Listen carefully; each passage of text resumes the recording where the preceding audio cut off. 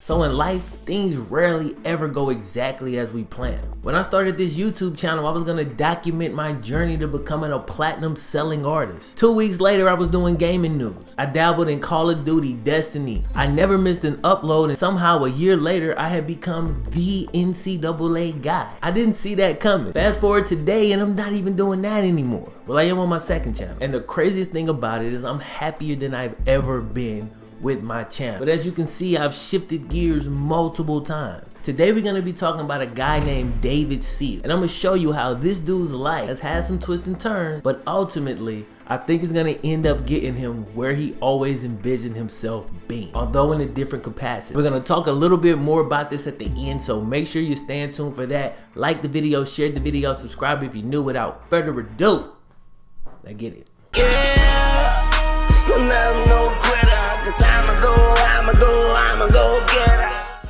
Recruiting. One of the most important skills for a college coach to have. Recruiting is one of the many things that makes college football stand out from its professional counterpart, and it contributes greatly to the replayability of the NCAA football series. This is why the game's so much better than Madden, people. I'm just saying. That's why people are still able to play those NCAA games today. That and the yearly roster update. Sometimes though, college coaches take recruiting to the absolute extreme. I did a video a while back on a kid named Titan Lackinen. This dude was offered a scholarship from Nevada when he was only 11 years old. But Titan doesn't graduate high school till 2025, so we got a while to wait to see how his story plays out. But David Sills' story didn't start off all that different.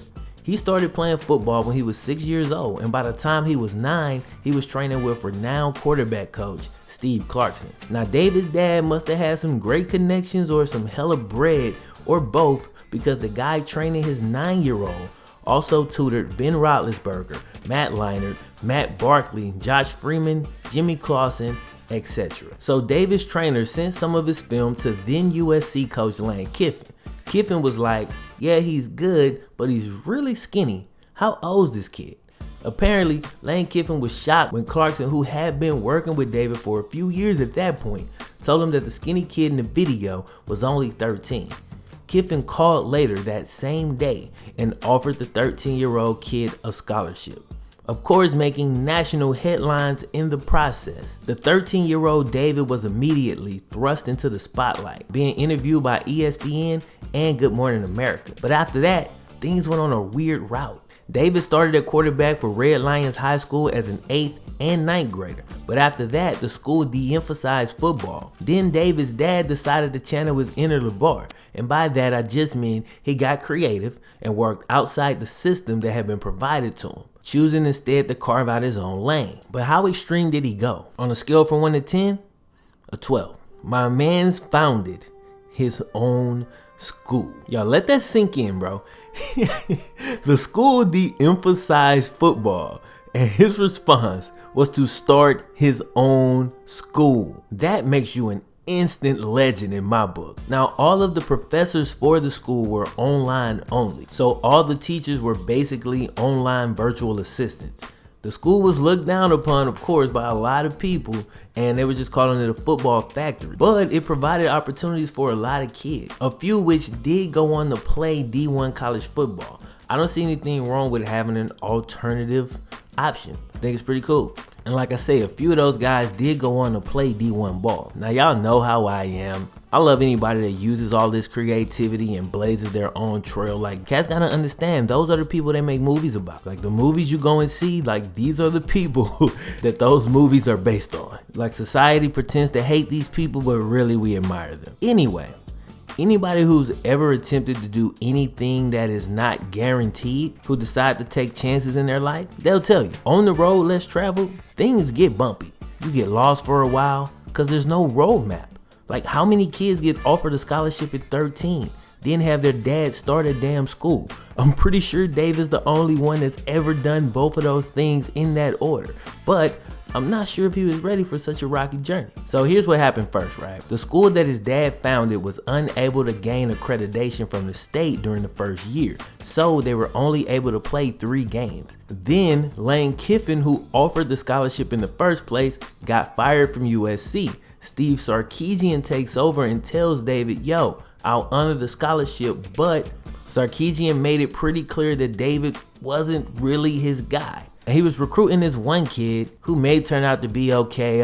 His name was, Sam Darnold. So David decommitted. As a junior, unfortunately, David broke his knuckle early in the season. So he had to play that whole year with a busted knuckle on his throwing hand while playing quarterback. Think about that. Now, David's trainer said that one decision right there wrecked David's mechanics. The road less traveled will often paint you into a corner. When David was a young kid, he had some of the best mechanics his trainer had ever seen. But now, they were wrecked. It did allow a lot of people to realize that David had been miscast. Now that his knuckle was busted, he ran the ball a lot more than he did previously.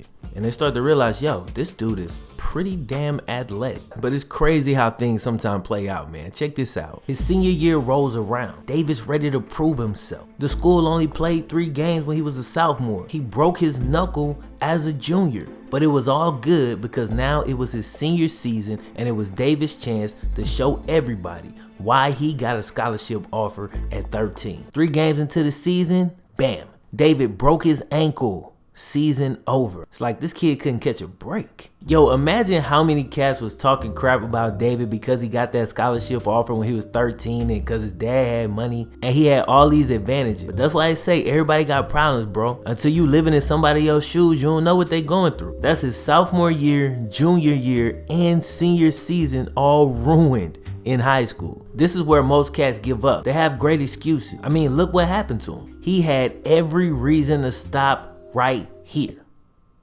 but he didn't. So at this point, David graduates high school. He decides to commit to West Virginia. He's 6'4", 210 pounds now. Goes to West Virginia in the spring. He's a part of a 4-man quarterback battle. Unfortunately, he wasn't able to secure the starting job.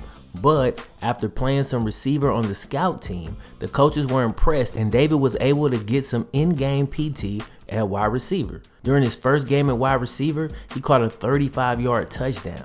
He also caught the game-winning touchdown in the Cactus Bowl that year. Now, how many players can be groomed as a quarterback their entire life, literally since they were 9 years old, groomed as a QB, go to college, play a few snaps on scout team at wide receiver at a D1 program, get in the game at a position you've never played, and make an immediate impact? That's insane. Like many quarterbacks, David, despite his success at wide receiver, wasn't ready to give up being a QB just yet. So the next season, he again lost out in spring quarterback battle, but this time instead of playing wide receiver, he decided to transfer. He went down to a community college called El Camino College.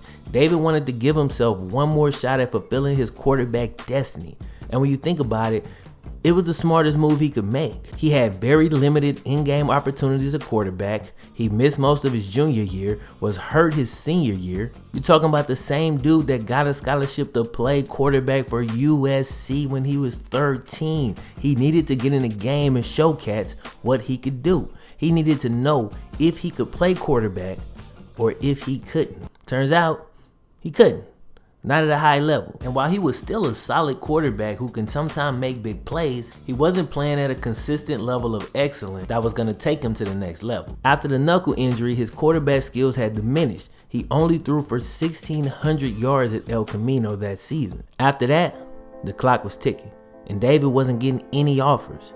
He was at the lowest point he'd been at, and he was considering walk-on opportunities. Can you imagine?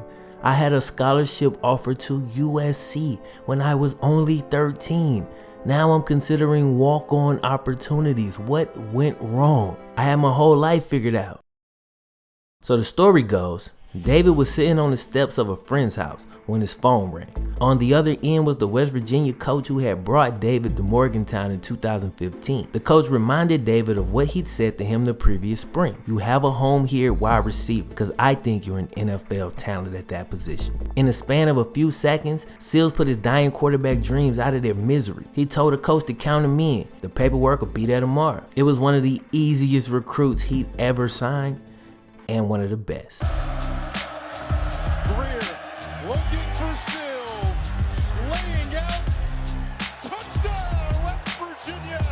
That is his 17th receiving touchdown, tops in the nation. So David returned to West Virginia, and this past year, he led the nation in touchdown receptions with 18. He was a finalist for the Biletnikoff and was named to the All Big 12 Conference first team. We're talking 60 grabs, just under 1,000 yards with 980, and the NCAA leading 18 touchdowns that we already talked about. Now David's returning for his senior year, and I for one can't wait to see where the story goes from here. Alright man, I hope y'all enjoyed the video. If you did, don't forget to like, subscribe, share the video, hit me up in the comments section, man. Yo, shout out to JackPM25 over on Instagram, man. He asked if I could do a video on what happened to David Sills, the kid who verbally committed to USC when he was 12. Here it is. So that's where this video idea came from, man. Thank you. This was a dope video. I really enjoyed doing this story. Other than that, I'm gonna holla at y'all, man. FlemLo Raps. One.